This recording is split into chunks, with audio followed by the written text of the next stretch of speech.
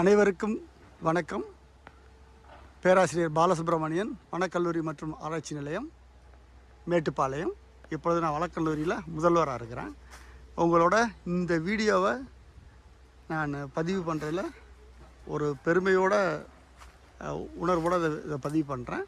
நீங்கள் பார்க்குறது ஒரு குறுங்காடுகள், அதாவது நம்ம வனக்கல்லூரி மற்றும் ஆராய்ச்சி நிலையத்தில் என்ன பண்ணியிருந்தோம்னா அடர்கவின் காடுகள் அப்படின்ற ஒரு கான்செப்டில் எடுத்துகிட்டு போனோம். இதில் ஒன்றும் இல்லை, எல்லோரும் சொல்கிறாங்க மியாவாக்கி ஃபாரஸ்ட்னு சொல்கிறாங்க. நம்ம வனக்கல்லூரி மற்றும் ஆராய்ச்சி நிலையத்தில் நம்ம நாட்டுக்கு உரிய ஒரு காட்டை உருவாக்கணும் அப்படின்ற ஒரு உயர்ந்த நோக்கத்தோடு உருவாக்குனது தாங்க. இதில் நீங்கள் பார்க்கலாம், நம்ம இந்தியாவில் 16 வகையான காடுகள் இருக்குது. தமிழ்நாட்டில் மட்டும் பார்த்திங்கன்னா 8 வகையான காடுகள் இருக்குது. என்ன சார் 8 என்ன காடுகள் நீங்கள் என்ன சொல்கிறீங்கன்னா, அந்த இலையுதிர் காடுகள்பாங்க, முட்புதர் காடுகள்பாங்க, பசுமை மர காடுகள்பாங்க, அப்புறம் உதிர்ந்த ஈரப்பகந்தம் இந்த காடும்பாங்க. அதாவது இந்த காட்டு வகைகளில் எப்படி பிரிக்கிறாங்கன்னா, தட்பவெட்ப நிலையையும் நம்முடைய இந்த மழைப்பொழிவை வச்சு தான் பிரிக்கிறாங்க. நாங்கள் என்ன பண்ணினோம்னா, ஒரு முயற்சியாக நம்ம நாட்டில் இருக்கிற இந்த 8 வகையான ஃபாரஸ்ட் டைப்ஸில் இருக்க மரங்களை எடுத்து அதை ஒரு காடாக உருவாக்க முடியுமா? ஏன்னா எல்லாருமே வேறு சூழ்நிலையில் வளரக்கூடிய மரங்கள். அப்படி உருவாக்குனது தான் இந்த அடர்கவின் காடுகளுடைய கான்செப்ட்.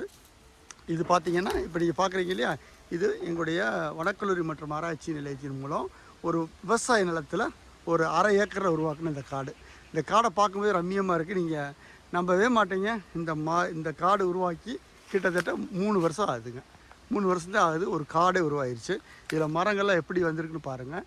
இதில் இருக்கிறது எல்லாமே நம்ம நாட்டு மரங்களை தான் நம்ம இது பண்ணியிருக்கோம். இந்த பெரிய தண்டு தெரியுது பார்த்திங்களா, அது மலைவேம்பு மரம். இது மலைவேம்பு மரங்க. அதுக்கு பக்கத்தில் நம்ம இந்த குமிழ் மரம் இருக்குது. அப்புறம் பார்த்திங்கன்னு வச்சுக்கோங்களேன், ரொம்ப அற்புதமாக அந்த முட்புதிர் காடுகளில் வரும். அதாவது இந்த மரத்தை காமிக்கிறேன். இந்த மரத்தை பார்த்திங்கன்னா, இந்த மரத்தை பார்க்குறீங்கன்னா அதை அவர் பிடிச்சி காமிக்கிறத பாருங்கள். இந்த மரம் பார்த்திங்கன்னா டால்பெர்ஜியா பேனிகுலேட்டாம்பாங்க. நம்ம ரோஸ்வுட் வகையை சேர்ந்த மரம்.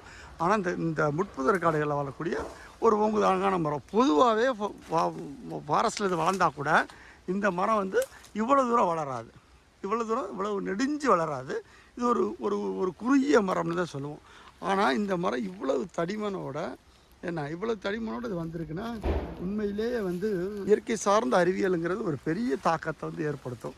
இன்றைக்கி மாறி வர்ற பருவகால சூழ்நிலை தெரியும். இந்த வருடம் நம்ம தமிழகம் மட்டுமல்ல, நம்ம இந்தியாவிலேயே ஒரு பெரிய ஒரு வறட்சியும் சரி, ஒரு அதிகமான வெப்பத்தையும் நம்ம சந்திச்சிருக்கிறோம். ஆனால் இந்த மாதிரி பாருங்கள், இது ஒரு பண்ணின மைக்ரோ கிளைமேட்டுங்கிறது எப்படி இருக்குது பார்த்திங்கன்னா, அப்படியேவும் இது பக்கத்துலேயே பார்த்திங்கன்னா சுற்றிலும் வேறு இடங்கள் இருக்குது. இதுக்குள்ளே பார்த்திங்கன்னா எப்படி ஒரு 4லேருந்து 5 டிகிரி வெப்பநிலை கம்மியாக இருக்கும். எங்களுடைய வெப்பமானி இப்போ எங்களுக்கு இல்லை. அது இருந்தால் கண்டிப்பாக நம்ம சொல்லியிருக்க முடியும். அதே மாதிரி காட்டில் இருக்க ஈரப்பதம். அப்போது இதில் என்ன சொல்ல வர்றோம் அப்படின்னா, நம்ம அறிவியலை வச்சு நம்ம இயற்கையை பெரிய அளவில் பாதுகாக்க முடியுது மட்டும் இல்லை. இப்போ நம்ம பல வகையான வனங்களில் இருக்கிற மரங்களை நம்ம எடுத்து நடும்போது இந்த மரங்களுடைய ஜெனட்டிக் ரிசோர்ஸ்னு சொல்லுவாங்க. அது காடுகள் அழிஞ்சு போனாலும் நாளைக்கு நாட்டில் இருக்கும்.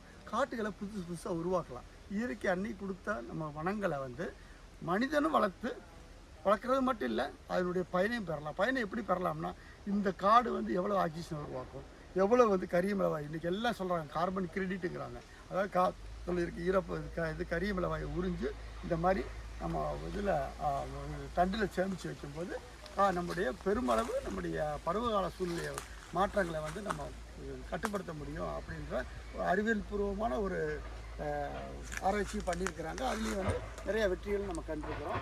இந்த மாதிரியான காடுகளை உருவாக்கும் போது நம்ம நாட்டு மரங்களை உருவாக்குறது மட்டுமல்லாமல் இந்த மரங்களை நம்ம ஒரு ஒரு ஒரு அடர் சோலையாகவும் உருவாக்கலாம். இது வருங்கால சந்ததிக்கு ஒரு நல்ல படிப்பினை கொடுக்கறது மட்டும் இல்லை, மரங்களை மனிதன் பாதுகாக்கிறதுக்கான நல்ல உணர்வை ஏற்படுத்தும்.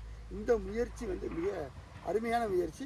இது என்னுடைய தலைமையில் எடுக்கப்பட்ட முயற்சி. உண்மையிலேயே எனக்கு எவ்வளவோ ஆராய்ச்சிகள் பண்ணியிருந்தாலும் இந்த ஆராய்ச்சியில் எனக்கு ஒரு முழுமையான ஒரு திருப்தியும் ஒரு என்ன சொல்கிறது, ஒரு ஆத்ம திருப்தியாக இருக்குது. இந்த இடத்த விட்டு போகிறதுக்கே கூட எனக்கு இல்லை. நான் எல்லாம் இந்த பொதுமக்களுக்கு, இந்த சொசைட்டிக்கு நான் சொல்லிக்கிறது என்னென்னா, ஒரு சின்ன இடத்துல நீங்கள் ஒரு 10 சென்ட் 5 சென்ட் 2 சென்ட்டில் கூட ஒரு வனத்தை உருவாக்கலாம். அதனுடைய ஒரு எதிர்பார்ப்பு தான் இந்த அடர்கவின் காடுகள். இந்த அடர்கவின் காடுகள் நீங்கள் பார்த்தீங்கன்னா, உண்மையிலே இந்த பார்த்தீங்கன்னா ஒரு காட்டுக்குள்ளே, ஒரு அடர்ந்த காட்டுக்குள்ளே போனால் என்ன மாதிரி இருக்குமோ நான் காமிக்கிறேன் பார்த்தீங்களா. அதனுடைய அந்த கேனப்பின்னு சொல்லக்கூடிய மேற்பகுதிகளும் சரி, அது மட்டும் மிக முக்கியமானது என்னென்னா இந்த இந்த இந்த தரைப்பகுதியில் அது விழுந்திருக்கிற இந்த இலை தலைகளை பாருங்களேன். நம்ம இன்றைக்கி வந்து மண் மலடாயிருச்சுன்னு சொல்கிறோம். இந்த ஆர்கானிக் மேட்டர்னு சொல்லுவாங்க. அதாவது வந்து அங்கக பொருட்கள் வந்து நம்ம கம்மியாயிருச்சுன்னு சொல்கிறாங்க. பார்த்தீங்களா எவ்வளோ தூரம் இலைகள்லாம் விழுந்திருக்கு. எந்த மாதிரியான ஒரு உணர்வை ஏற்படுத்துது, எந்த மாதிரியான ஒரு இந்த நேச்சர் கன்சர்வேஷன் மாதிரி இயற்கை பாதுகாப்புன்றதை நமக்கு பதிவு செய்கிறதுன்றது ஒவ்வொரு விஷயங்களை பார்க்கும்போது ஒவ்வொரு பாடங்கள் இதுக்கு கிடைக்கிது. எனக்கு இந்த மரங்கள்லாம் பார்த்திங்கன்னா கிட்டத்தட்ட ஒரு 150 வகையான மரங்கள் இங்கே நட்டுருக்குறோம். ஒரு ஜெனட்டிக் கன்சர்வேஷன் மட்டும் இல்லாமல் நம்ம நாட்டையே பாதுகாக்கிற ஒரு தொழில்நுட்பமாக இது அமைஞ்சிருக்குன்றது எனக்கு ஒரு திருப்தியாக இருக்குது.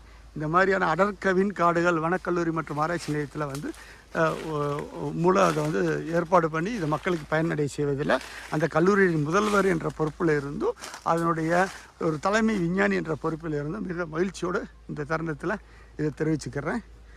இந்த மாதிரியான காடுகளை உருவாக்க வேண்டும், நாட்டை பாதுகாக்க வேண்டும். சுற்றுச்சூழல் பாதிப்பில் இருந்து மக்களையும் மனிதனையும் பாதுகாப்பது நம்முடைய ஒவ்வொரு குடிமகனுடைய கடமை என்பதில் எந்த விதமான மாற்று கருத்தும் இல்லை. நன்றி.